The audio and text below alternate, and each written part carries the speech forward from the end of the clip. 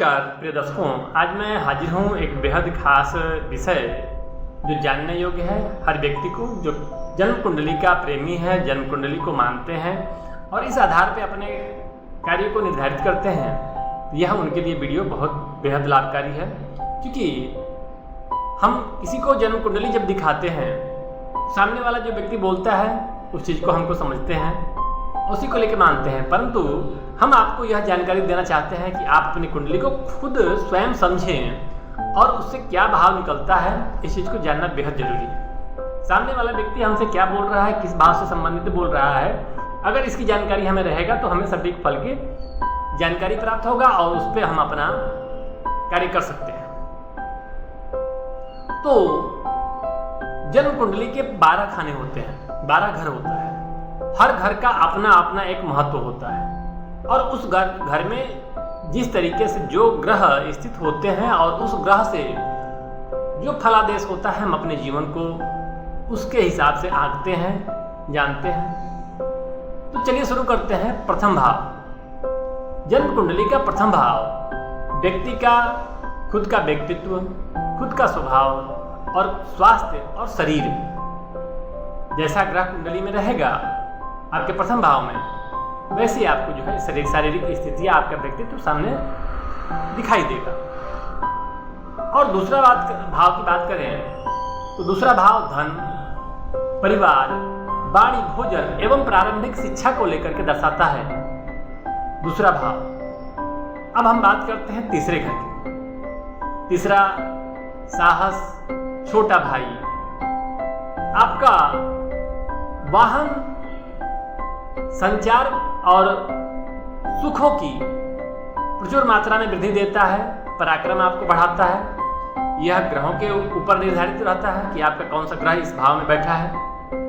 अब चतुर्थ भाव की बात करें तो चतुर्थ भाव का माता, वाहन, संपत्ति और सुख सुविधाओं में आपको जो है अग्रणी होता है, परंतु उसमें बैठे हुए ग्रह आपके अनुकूल हों, दृष्टियां अनुकूल हो।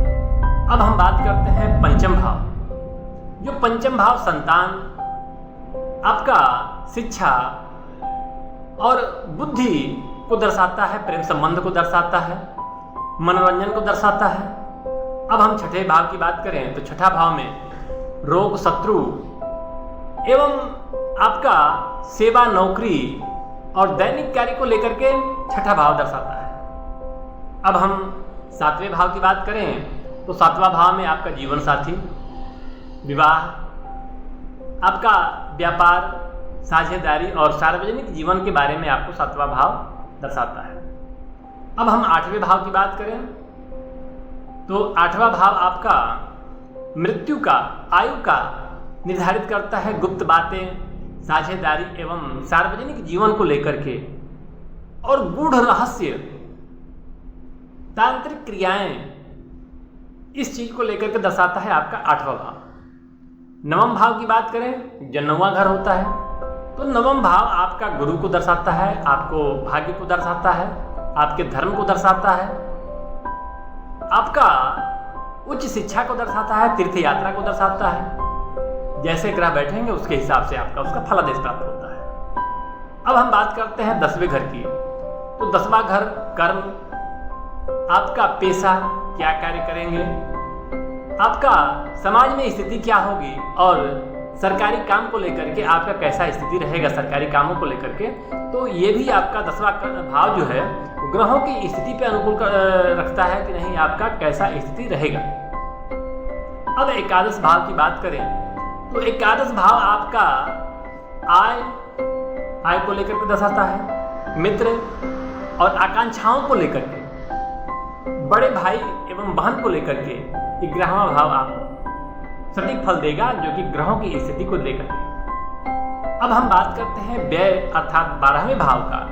तो यहां से लाभ हानि, यहां हानि की बात करेंगे, यहां आपका नुकसान, मुक्ति, आध्यात्मिक मुक्ति, क्षय एवं आपको विदेश से जो धन लाभ होगा वह 12वें भाव से आपको जो है जानकारी प्राप्त होगा। प्रिय दर्शकों, इस तरीके से अपने जन्म कुंडली के 12वें घर को